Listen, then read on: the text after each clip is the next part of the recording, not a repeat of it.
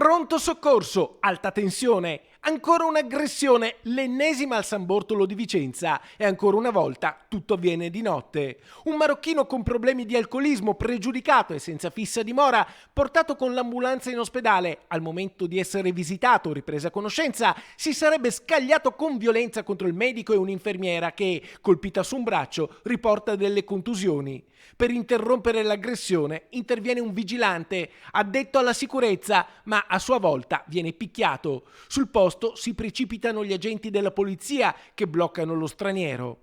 Grazie all'intervento delle volanti della Polizia di Stato è stato possibile interrompere un'azione che poteva condurre a conseguenze ben più tragiche.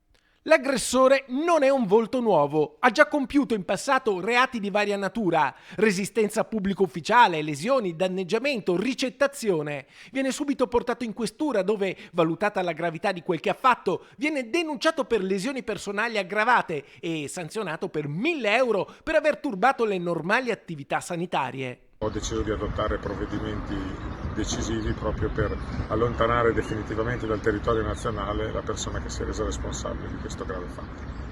Il questore ha disposto l'immediato allontanamento dall'Italia del pregiudicato straniero che è già stato portato al centro per il rimpatrio di Roma.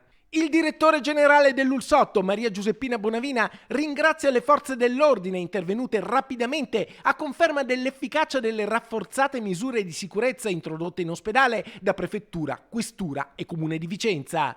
Ma adesso va risolto con ancor più decisione il problema della sicurezza per gli operatori sanitari. Abbiamo condiviso con il Capo Comitato Ordine e Sicurezza, in particolare con il signor Questore, l'estensione dei servizi di controllo dell'ospedale con la presenza della Polizia di Stato. Bisogna rafforzare quanto prima questi controlli, partiranno nelle prossime settimane, nei prossimi giorni, e da questo punto di vista bisogna cercare di impedire che si ripetano fatti del genere.